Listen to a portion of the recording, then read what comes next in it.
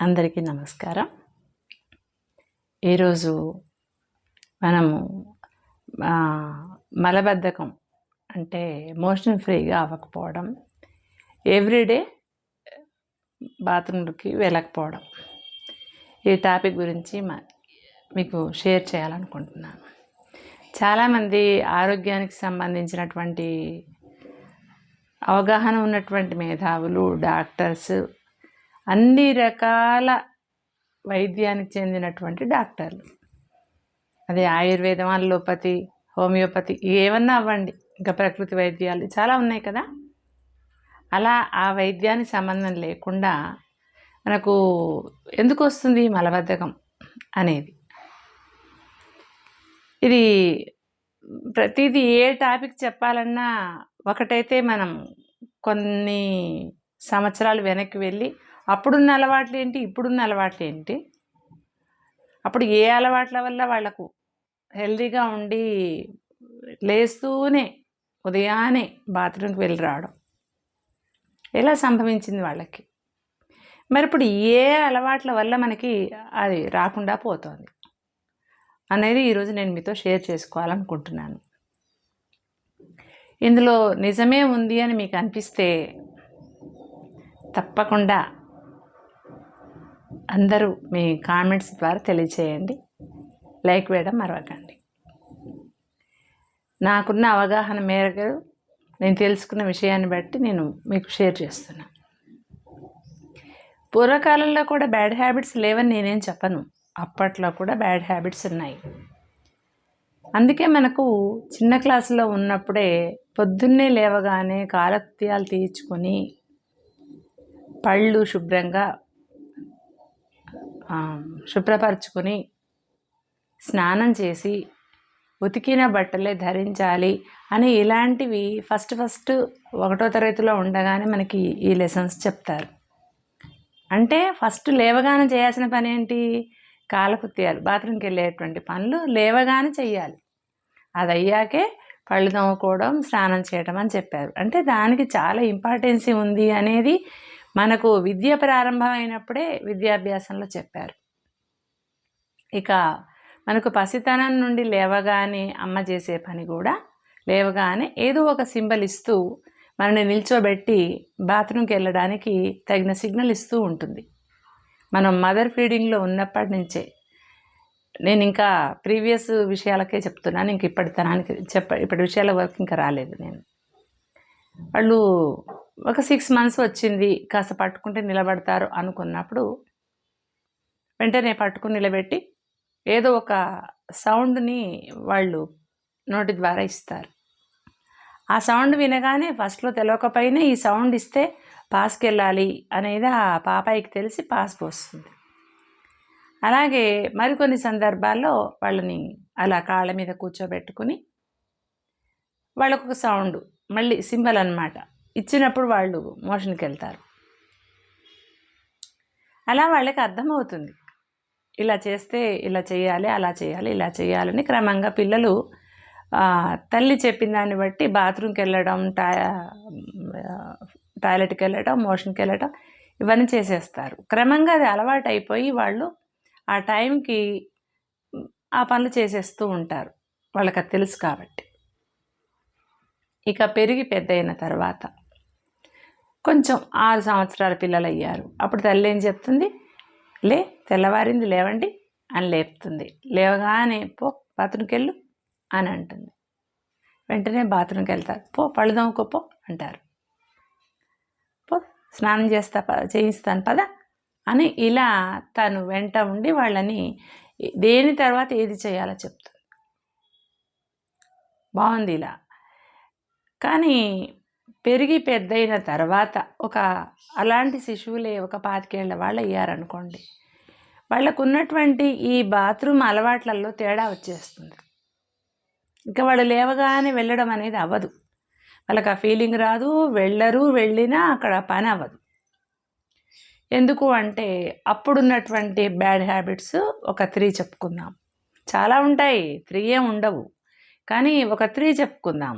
ఇక అన్నీ చెప్తూ పోతే మనకు అసలు అవ్వదు కూడా. ఫస్ట్ ఒకటి కొద్దిమందికి అప్పట్లో అసలు టీ అలవాటు ఎవరికి ఉండేది కాదు. కొన్ని ఇళ్లల్లో కొద్ది మందికి ఈ టీ అలవాటు ఉండేది. అది ఎలా నేర్చుకుంటారనేది మీకు చెప్తున్నాను. వాళ్ళకి ఇప్పుడు బాత్రూమ్కి వెళ్ళే సిమ్టమ్ వచ్చేసింది. వెళ్ళి బాత్రూమ్కి వెళ్ళేసి రావాలి, కానీ వాళ్ళు వెళ్ళరు. ఎందుకు వెళ్ళరు అంటే టీ మీద ఇంట్రెస్ట్ ఉంది. అందరికీ ఒకటేసారి టీ పెడతారు. బొగ్గుల కుంపట్లు, కట్టెల పొయ్యిలు, స్టవ్ల మీద ఉండే రోజుల్లో మళ్ళీ మళ్ళీ వేడి చేయడానికి కుదరదు. ఇప్పుడు ఏముంది, గ్యాస్ కాబట్టి సెకండ్లో పెడతాం, సెకండ్లో పోస్తాం. అప్పుడు అలా కాదు. కాబట్టి నేను కానీ బాత్రూమ్కి వెళ్తే నాకు పోసేటువంటి టీ ఉండకపోవచ్చు, లేదు అనవచ్చు, చల్లారిపోవచ్చు అనే ఫీలింగ్స్ మనసులో వచ్చి తర్వాత వెళ్దాం బాత్రూమ్కి, ఎక్కడ పోతుంది, టీ కానీ అయిపోతే మళ్ళీ దొరకదు కదా అని టీ మీద తాగాలనే కోరిక ఉన్నటువంటి వాళ్ళు బాత్రూమ్కి వెళ్ళడాన్ని వాయిదా వేసి టీ కోసం కాచుకుని కూర్చుంటారు, టీ తాగుతారు. అప్పుడు ప్రశాంతంగా అమ్మయ్య ఈరోజు నేను టీ తాగేశాను కాబట్టి ఇక వెళ్ళొచ్చాను, అప్పుడు బాత్రూమ్కి వెళ్తారు. వాళ్ళకి బాత్రూమ్ కాలకృత్యాలు అయిపోతాయి. ఇదే అలవాటుగా మారిన వాళ్ళకి టీ తాగితే కానీ బాత్రూమ్కి రాదు. అలా వాళ్ళు బాత్రూమ్కి వెళ్ళాలి అంటే టీ కోసం తహతహలాడుతూ ఉంటారు. క్రమంగా పెరిగి పెద్దయి పెళ్ళయి భార్య వచ్చాక కూడా ఏమేవు ఎప్పుడు టీ పెడుతున్నావు, తొందరగా టీ పెట్టు, నేను బాత్రూమ్కి వెళ్ళాలి, నువ్వు టీ పెడితే కానీ నేను బాత్రూమ్కి వెళ్ళను అంటాడు ఆయన. అంటే అలా టీకి బాత్రూమ్కి వెళ్ళటానికి ఈ శరీరము అలా దానికి సిద్ధమైపోయి ఉంది. ఇది ఒక టీ అనే బ్యాడ్ హ్యాబిట్ వల్ల కాలకృత్యాలు టీ తోటి లింక్ చేయబడి ఉన్నాయి. మరి కొంతమందికి స్మోకింగ్ చేసే అలవాటు ఉంటుంది.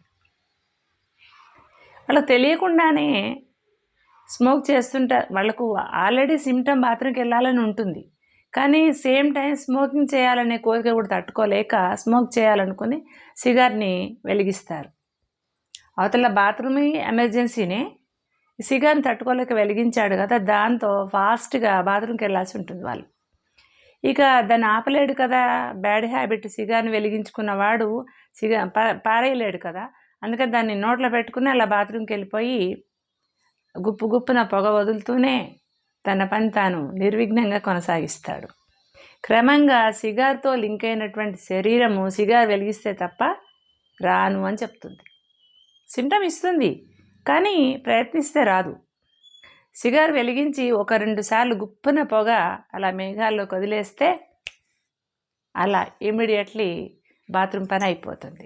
దాంతో వాళ్ళు నాకు సిగరెట్ లేకుండా బాత్రూమ్ రాదయ్యా, నాకు పొద్దున్నే సిగరెట్ పడితే తప్ప రాదు అని వాళ్ళు దానికి లింక్ అయిపోయి ఉంటారు. ఇక ఈ 2 పూర్వకాలం ఉన్నటువంటి నాకు తెలిసినటువంటి బ్యాడ్ హ్యాబిట్స్. ఇంకా చాలా ఉన్నాయి అనుకోండి, సరే ప్రస్తుతానికైతే ఈ 2 చాలు. నవేడేస్కి వస్తే ఇప్పుడు తల్లులకే బద్ధకం, మలబద్ధకం కాదు, శారీరక బద్ధకం. పిల్లల్ని అలా కూర్చోబెట్టి టాయిలెట్ పోయించడం, మోషన్కి వెళ్ళేలా వాళ్ళని ప్రేరేపించడం వీళ్ళు చెయ్యరు. ఇప్పుడు మనకి ఒకటి వచ్చాయి కదండి, అయ్యో బాబు ఏం చెప్పమంటారు, బాబు కాదు నారాయణ అని అనుకోవాలి, అయ్యో నారాయణ అనుకోవాలి. ఏమంటే తల్లి గర్భంలో నుంచి బేబీ బయటకు వచ్చినప్పటి నుంచి ప్రారంభమైతే వాళ్ళు కనీసం 6-7 ఇయర్స్ వచ్చే వరకు వాళ్ళకి పాప అంటి పెట్టుకుని ఆ డైపర్స్ ఉంటాయి, తీయరు. అవి నిండినప్పుడు అప్పుడు కూడా చూసుకోరు. ఇంకా చాలామంది అది లీక్ అవుతున్నప్పుడు చూసి మార్చి మళ్ళీ డైపర్ వేస్తారు. వాళ్ళకు అసలు చెడిపోయి ఎర్రబడి పుండుపడి హాస్పిటల్ తీసుకెళ్ళి ఇంకేవేవో చేస్తారు, కానీ డైపర్లు మాత్రం మానరు. అంతేగాని సేఫ్గా డైపర్లు వేయకుండా వాళ్ళని ప్రతి అరగంటకు ఒకసారి బాత్రూమ్కి వెళ్తారేమో అని చూడడము, మోషన్కి వెళ్ళేలా ప్రేరేపించడం, ఇవి మాత్రం చేసేవాళ్ళు 100కి 2-3 ఉన్నారని చెప్పడం కూడా హాస్యాస్పదమే, లేరు. ఏమైనా సరే కొద్దిమందికి డైపర్లు వేస్తే ఆ పిల్లలకి యూరిన్ పోసే ప్లేస్లో చెడుతుంది, ఎర్రబడుతుందని తెలిసిన వాళ్ళు డైపర్లు వేయరు. కానీ ఎక్కడ పడితే అక్కడ పోసాక అప్పుడు తుడుచుకుంటారు. వాళ్ళు క్రమంగా మోషన్ కూడా రిలీజ్ చేశాక చూసి అయ్యో ఇలా పోయారు, ఇల్లంతా తుడిచాను అని వాళ్ళు పడిన శ్రమ చెప్తారే, కానీ వాళ్ళు ఏ సమయాల్లో పోతారు, వాళ్ళు టైం ప్రకారంగా పోవాలంటే మనం ఎలా ప్రేరేపించాలి, వాళ్ళను టైంకి ఎలా వాళ్ళని వెళ్ళడానికి ఎలా లింక్ చేయాలనేది మాత్రం నవేడేస్ ఉన్న తల్లులకి తెలియదు. ఇక ఇది వదిలిపెడితే క్రమంగా పెరిగి పెద్ద అవుతారు పిల్లలు. వాళ్ళకు కాలకృత్యాలు తీర్చుకోవడానికి ఒక టైం అంటూ లేదు కదా. ఎప్పుడు పడితే అప్పుడే వస్తుంది, ఎప్పుడు పడితే అప్పుడే పోయి వస్తారు. కొద్దిమంది పొద్దున్నే వెళ్తారు, కొద్దిమంది స్నానం చేశాక వెళ్తారు, కొద్దిమంది తిన్నాక వెళ్తారు, కొద్దిమంది సాయంత్రం వెళ్తారు, కొద్దిమంది ఆల్టర్నేట్ వెళ్తారు, కొద్దిమంది వీక్లీ ట్వైస్ వెళ్తారు. రకరకాలు. దీంట్లో ఏ అలవాటు లేకపోయినా బద్ధకం అయ్యేవాళ్ళు ఉన్నారు. ఎవరు అంటే వాళ్ళు వాటర్ పడక ట్రాన్స్ఫర్స్ అయ్యి రకరకాల ప్రదేశాలకు వెళ్ళాల్సి వచ్చినప్పుడు అక్కడి వాటర్ వీళ్ళ శరీరానికి సరిపడక వాళ్ళకి వీక్లీ ట్వైస్ అలా రావడం అనేటువంటిది ఈ ఉద్యోగ రీత్యా జరిగేటువంటి బాధలు. ఇక వాళ్ళని పక్కన పెడితే ఈ అలవాట్ల వల్ల వచ్చే వాళ్ళని మనం చెప్పుకుందాం ఈరోజు. ఇక ఇలాంటి వాళ్ళే పెరిగి పెద్దయ్యాక ఎప్పుడు పడితే అప్పుడే మోషన్కి వెళ్ళటం ఇలాంటి అలవాటు ఉన్న ఈ పెద్ద పిల్లలు ప్రజెంట్ ఉన్న రోజుల్లో మనకు ఒకటి ముఖ్యమైనవి 2 సాధనాలు ఉన్నాయని చెప్పుకున్నాం కదా. ఒక సాధనం టీవీ అని చెప్పుకున్నాం కానీ దాని పాపం ఒక చోట ఫిట్ చేస్తాం కాబట్టి దాన్ని వెళ్ళాలనుకున్న చోటుకల్లా రాదు. కాబట్టి ఇప్పుడు మనం ఎక్కడికి వెళ్ళినా మన వెంట వచ్చేటువంటి సాధనం ఒకటి ఉంది. అది అందరికీ ఇష్టమయ్యేది. ఇందులో కూడా ఇంకొక తేడా ఉంది. ఒక 15-20 సంవత్సరాల క్రితము మనకు ఈ స్మార్ట్ ఫోన్ రాకముందు అందులో చూడడానికి ఏమీ లేదు, జస్ట్ హలో అని వినడం తప్ప. కాబట్టి దాన్ని పట్టుకుని వెళ్ళేవాళ్ళు కారు, దాన్ని ఉన్న చోటే ఉంచి బాత్రూమ్కి వెళ్ళేసి వచ్చేవాళ్ళు. ఎప్పుడైతే స్మార్ట్ ఫోన్ స్టార్ట్ అయిందో దాంట్లో సినిమాలు, వీడియోలు, యూట్యూబ్లు ఇవన్నీ చూడాలి అలవాటు అయిపోయినాయో వాళ్ళు తెలియకుండానే ఒక సెకండ్ కూడా దాన్ని విడవనటువంటి ఒక స్థితికి అడిక్ట్ అయిపోతున్నారు ఆ సెల్కి. తర్వాత వాళ్ళకి వెళ్ళగానే బాత్రూమ్ కాలకృత్యాలు తీరిపోతాయి. అయినా కూడా సెల్ మీద ఉన్న మోజు వల్ల ఆ సెల్ పట్టుకుని బాత్రూమ్కి వెళ్తారు. అక్కడికి వెళ్ళాక ఆ సెల్లో ఏదో ఒకటి ఓపెన్ చేస్తారు. గేమ్ కావచ్చు, అది వీడియో కావచ్చు, ఏదైనా కావచ్చు, ఓపెన్ చేస్తారు. దాన్ని అలా చూస్తూ అలాగే ఉండిపోతారు. దాంతో కాలకృత్యాలు తీర్చుకోవాలని వెళ్ళిన మనము మెదడు ఫంక్షన్ అనేది ఆగిపోతుంది. మెదడు కూడా ఆ వీడియోని చూడడంలోనే కళ్ళు, ఆ శబ్దం వినడంలో చెవులు, అది అర్థం చేసుకోవడానికి మళ్ళీ మెదడే కదా, ఇలా ఆ వీడియోని అర్థం చేసుకోవడానికి సహకారం చేస్తూ ఉంటూ మన కడుపులో ఉన్న పేగులకి మోషన్ని కిందికి పుషప్ చేసే విధానాన్ని మర్చిపోతాయి. దాంతో ఎన్ని గంటలు కూర్చున్నా సినిమాలు అయిపోతాయి, వీడియోలు అయిపోతాయి, కానీ మోషన్ మాత్రం రాదు. పైగా సెకండ్లో మోషన్ అయ్యేంత సిమ్టమ్ ఉన్నటువంటి వాళ్ళు కూడా మోషన్ క్యాన్సిల్ అయిపోయి ఇక నాకు రావట్లేదు అని బయటకు వచ్చేస్తారు. వీళ్ళ తర్వాత వెళ్ళాలి అనుకున్న వాళ్ళు చచ్చిన వాళ్ళే. వీళ్ళు గంటైనా రారు, వాళ్ళకేమో ఆగదు. అందుకనే ఇప్పుడు బాత్రూమ్లలో చాలామంది ఇళ్లలో 2-3 బాత్రూమ్లు కూడా కట్టుకుంటున్నారు. ఒకటి అటాచ్డ్ బాత్రూమ్, ఒకటి అందరూ వెళ్ళే విధంగా అట్లా. ఇలాంటి వాళ్ళని అటాచ్డ్ బాత్రూంలో దోసిపడేస్తే ఇక మిగతా బాత్రూంలో అందరూ వసపెట్టిన ఉండవచ్చు. ఇది వీళ్ళకున్నటువంటి ప్రాబ్లం. ఈ సెల్లు వల్ల మలబద్ధకం వస్తుంది. ఇంకొకటి కూడా చెప్తాను నేను. సెల్లు వల్ల ఎన్ని అనర్థాలు ఉన్నాయి. ఒక మలబద్ధకమే కాదు, క్వాంటిటీ, ఎంత తింటున్నాము ఎంత తినట్లేము ఇది కూడా తెలియదు వాళ్ళకి. టిఫిన్ పెడతాము, ఏదో ఏమంటారు దాన్ని, అసంకల్పిత ప్రతీకార చర్య అంటారు తెలుగులో అయితే. ఇంగ్లీష్లో అయితే అన్ఎక్స్పెక్టెడ్గా అంటారు.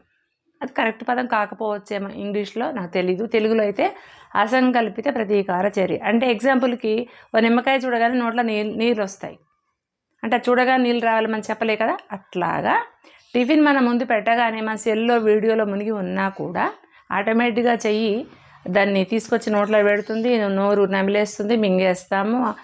ఒక్కొక్కసారి కొద్దిమంది నేను బాగా అబ్జర్వ్ చేశాను, ప్లేట్లో టిఫిన్ అయిపోయిందన్న విషయం వాళ్ళకి తెలియదు. అంత డీప్గా ఆ వీడియో చూడల్లో మునిగిపోతారు. తర్వాత చేయితో తడుముకుంటే అందులో లేదని తెలిసాక అప్పుడు చేయి కడుక్కొని వెళ్ళిపోతారు. ఇక అడగాలి, తినాలి, లేదా తక్కువ పడింది ఎక్కువ పడింది ఇవేవి కూడా వాళ్ళకి మైండ్ వాళ్ళకి చెప్పదు. ఎందుకు చెప్పదు అంటే మైండ్ కూడా వీడియోలో డీప్గా లీనమై ఉంది. సో వాళ్ళు టిఫిన్ ఎక్కువ తిన్నారా తక్కువ తిన్నారా తెలియదు, ఉప్పు ఎక్కువ ఉందా తక్కువ ఉందా తెలియదు, దాని రుచి ఏంటి పచ్చి ఏంటి ఏమీ తెలియదు. ఇదే విషయం అన్నం విషయానికి వస్తే కూడా ఇన్ టైంలో భార్య కష్టపడి వంట చేసినా కూడా దాని ముందు కూర్చుని సెల్ ఓపెన్ చేసి ఇక ఏ జబర్దస్తో ఏదో ఒక ప్రోగ్రాం పెట్టుకుని పక్క పిచ్చి వాళ్ళకి మళ్ళీ నవ్వేస్తూ ఉంటారు, తింటూనే ఉంటారు. ఇక భార్య కనిపెట్టి పప్పు లేదు పప్పు వేయాలి, ఉప్పు లేదు ఉప్పు వేయాలి, పచ్చడి లేదు పచ్చడి వేయాలి, కూర లేదు కూర వేయాలి, వాళ్ళు తోచింది ఏదో చేతికి దొరికింది ఏదో కలుపుకొని తినేస్తారు. అక్కడ కూడా కడుపు నిండిందా ఓవర్గా తినేసామా తెలియదు. దీనివల్ల కూడా చాలామంది ఓవర్గా ఫ్యాట్ అవుతున్నారు. తర్వాత ఆ తిన్న తిండి కూడా ఒంటికి పట్టదు. ఎందుకు అంటే మన వ్యాపకం తిండి మీద లేదు. అందుకనే మనకు పూర్వీకులు చెప్పేవాళ్ళు, నువ్వు ఏమైనా తిను, కారం వేసుకొని తిను, పచ్చడి వేసుకొని తిను, కూర వేసుకొని తిను, ఆస్వాదిస్తూ తిను అన్నారు. దాని రుచిని ఆస్వాదించడం అంటే తింటున్నప్పుడు దాన్ని ఆ రుచి మీద, తింటున్నప్పుడు తినే వ్యవస్థ మీద, అంటే కడుపులో పేగులు ఎట్టా తిరుగుతున్నాయి అది మనకే కనపడదు, కానీ తింటున్నప్పుడు జస్ట్ మనం ఇప్పుడు ఏం కలుపుకోవాలి, ఇది నాకు ఓకే, ఇది వద్దు, ఇంకా ఇది కావాలి, ఇది వద్దు, ఇది ఉన్న చాలు, ఉన్నదాన్ని ఫస్ట్ తిన్నాక మళ్ళీ అడుగుదాం, ఇలాంటి దానిలో మనం మనసు పెట్టి తింటున్నప్పుడు ఏం వేసుకోవాలి ఏం వేసుకోవద్దు, ఏం అడగాలి ఏం అడగొద్దు అనే కాన్షియస్లో ఉంటాం కనుక వెంటనే మనకు కావాలా వద్దా అని చెప్పేసి తినే కార్యక్రమాన్ని ముగించుకొని చేయి కడుక్కుంటాం. వీళ్ళు హెల్తీగా ఉంటారు. వీళ్లకు ఆరోగ్య లోపాలు ఎక్కువగా వస్తాయి, ఎందుకంటే సెల్కు బాగా అడిక్ట్ అవ్వడం వల్ల. ఇలాంటి వాళ్ళతోటి ఇంకొక ప్రాబ్లం కూడా ఉంది. వీళ్ళు అనుకుంటారు నేను లోన్లీగా ఉన్నాను, అందువల్ల సెల్ చూస్తున్నాను. అదే నేను 10 మందిలో ఉంటే, 20 మందిలో ఉంటే, 100 మందిలో ఉంటే నేను సెల్ చూస్తానని నేను చూడను కదా అని వాళ్లకు వాళ్ళే సర్ది చెప్పుకుంటారు.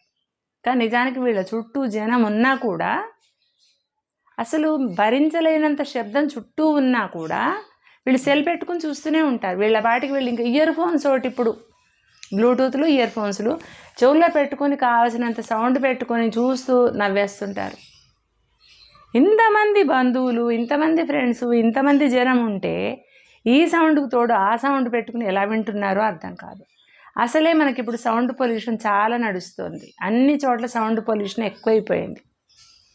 దీనికి తగ్గట్టుగా సెల్ చూడడము, చెవుల్లో బ్లూటూత్ కానీ ఇయర్ ఫోన్ కానీ పెట్టుకొని మరింత సౌండ్ పెట్టుకొని దానికి బాగా ఎక్కువ సమయం కేటాయించడం. కొద్దిమందికి అవి వింటుంటే తప్ప నిద్ర రాదు. నిద్రపోయాక ఏదో ఒక సమయంలో వాళ్ళే తీసుకుంటారు, లేదా అది ఊడిపోతుంది, లేదా కొంచెం కర్తవ్యం బాధ్యత ఉన్నటువంటి భార్య అయితే కనుక ఆయన పడుకున్నారని అవి తీసి మళ్ళీ వాటి ఛార్జింగ్ పెట్టేసి వెళ్ళిపోతుంది. ఇవి మన దైనందిన జీవితంలో జరుగుతున్నటువంటి పొరపాట్లు, మనకు వస్తున్నటువంటి అనారోగ్యాలు, అనారోగ్య అలవాట్లు. ఇంకొక ముఖ్యమైన విషయం నేను మీకు ఈరోజు చెప్పాలనుకుంటున్నాను. దీనిలో భాగంగానే చెప్తే అయిపోతుంది అని అనుకుని చెప్తున్నాను.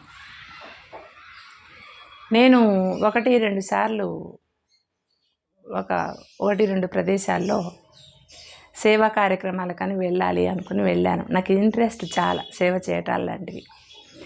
ఎప్పుడు మన ఇంట్లో ఉండే పనులేనా, అలా కూడా చేయొచ్చు అని నేను ఇంట్లో కాస్త హాలిడేస్ వచ్చాయి పిల్లలకి అంటే కనుక కాస్త మా అమ్మ అలాంటి వాళ్ళు ఎవరైనా ఉన్నారు అంటే ఒక 4 రోజులు వెళ్ళొస్తాను, 3 రోజులు వెళ్ళొస్తానని అలా సేవకి వెళ్ళేసి వస్తాను. అక్కడ మన సేవకు వెళ్ళాలంటే ముందుగా వాళ్ళకి మన ఇన్ఫర్మేషన్ చెప్పి నేను వస్తానని చెప్పుకోవాలి, ఎన్ని రోజులు వస్తామో చెప్పుకోవాలి, అవన్నీ ఉంటాయి కదా. అక్కడ వాళ్ళు అనౌన్స్ చేస్తుంటే విన్నాను. ఒక 2-3 మారిపోయారు అలా ఒకసారి వెళ్ళినప్పుడు ఒక ఆవిడ ఉంటే ఆవిడ చాలా పరిచయం అయ్యాక ఆవిడే ఉన్నారనుకొని, హలో మీరే ఉన్నారా అండి, నేను సేవకు వద్దామనుకుంటున్నా అని చెప్తే ఆమె ప్లేస్లో ఆమె ఉండక ఇంకొక ఆవిడ, అలా 2-3 మారారు. క్రమంగా నాకు వాళ్ళ ద్వారా తెలిసింది ఏమిటి అంటే, every time phone call lift చేయటము, కాల్ రిసీవ్ చేసుకోవడము, మాట్లాడే వాళ్ళు అనేకమైనటువంటి సమస్యలు వాళ్ళని అడుగుతూ ఉంటే చెప్తూ ఉంటే సెల్, మీరు చాలాసార్లు అబ్జర్వ్ చేసే ఉంటారు, నేను చెప్పక్కర్లేదు కానీ మీకు గుర్తు చేస్తున్నాను. సెల్ వేడెక్కుతూ ఉంటుంది, గంటల తరబడి మాట్లాడినప్పుడు సెల్ వేడెక్కుతుంది. మనం దాన్ని చెవికి ఇలా అంటి పెట్టుకుని మాట్లాడుతూ ఉంటాం కదా, ఆ వేడి మన చెవిలో ఉన్నటువంటి కర్ణభేరికి చిన్న ప్రమాదం కలిగిస్తుంది. దీనివల్ల అనారోగ్యం కలుగుతుంది, శబ్దం వినలేని పరిస్థితి, సరిగ్గా అర్థం చేసుకోలేని పరిస్థితి, ఇంకా తెలియని చాలా అనారోగ్య సమస్యలు కలిగి వాళ్ళు హాస్పిటల్కి వెళ్ళినప్పుడు డాక్టర్ చెప్తారు, అమ్మ నీకు ఫోన్ ఎక్కువగా వాడే అలవాటు ఉందా? అవునండి, నేను జాబ్ ఇలా చేస్తాను, రిసెప్షన్లో ఉంటాను, లేదా అలా ఉంటాను, ఇలా ఉంటాను, నాకు ఫోన్తో తప్ప ఇంకా వేరే చేసే పని అంటూ లేదు, నాకు నా ఉద్యోగం అది, నా ధర్మం అది అంటారు. కొద్ది రోజులు లీవ్ తీసుకో, కొద్ది రోజులు దూరంగా ఉండు, లేదా నువ్వు చేసేటువంటి ఉద్యోగంలో ఆ సెక్షన్ మార్పు చేసుకొని ఫోన్ దూరం పెట్టు, నీ ఆరోగ్యం సెట్ అవుతుందని చెప్తారు. ఇది నేను సేవ చేసే చోట తెలుసుకున్నటువంటి విషయం. ఇన్ని అనారోగ్యాలు కలిగిస్తున్న సెల్ని ఎంతవరకు ఉపయోగించాలో అంతవరకు ఉపయోగిస్తే అన్ని విధాల ఆరోగ్యం అండి. ఆడవాళ్ళైనా మగవాళ్ళైనా సెల్కి అడిక్ట్ కావద్దు, టీవీకి అడిక్ట్ కావద్దు. మనము సిగార్ వెలిగించే వాళ్ళకి చెప్తాం ఇది ప్రమాదం, ఆరోగ్యానికి హానికరం అని. మద్యం సేవించే వాళ్ళకి చెప్తాం ఇది హానికరం అని. అలాగే సెల్ అతిగా వాడడం, టీవీ అతిగా చూడటం, ఇవి కూడా ఆరోగ్యానికి హానికరం, మీ జీవితాలకు కూడా హానికరం. మీ మధ్యలో భార్యాభర్తల మధ్య గ్యాప్ పెంచుతుంది, ఆరోగ్యాన్ని పాడు చేస్తుంది, ఇంకా చాలా చాలా చేస్తుంది. నేను చెప్పిన వాటిల్లో నిజం ఉందని మీరు గ్రహిస్తే లైక్ వేయటం మరవద్దు. అలాగే తప్పకుండా నాకు సపోర్ట్ చేస్తారనే కాన్ఫిడెన్స్తోని ఎవ్రీ టైం నేను చాలా హ్యాపీగా వీడియో చేయడానికి ముందుకు వస్తున్నాను. మ్యాక్సిమం నాకు ఇంకా సహకారం అందిస్తున్నారు మీరు, దానికి చాలా థ్యాంక్స్. కానీ ఇంకా చాలా సహకారం అందించాలి. మీరు ఇచ్చే సహకారం వల్ల నాకు ఆనందం ఎక్కువైపోయి నేను మరిన్ని వీడియోలు చేసేటువంటి ఎనర్జీ నాకు వస్తుంది, ఒక టానిక్లా పనిచేస్తుంది. మీ లైక్, మీరు ఇచ్చేటువంటి వ్యూస్ అన్నీ కూడా నాకు నేనైతే దాని టానిక్ అని అనుకుంటున్నాను. ఓకే, థ్యాంక్స్ అండి. లైక్ వేయడం మరవకండి. Okay, bye.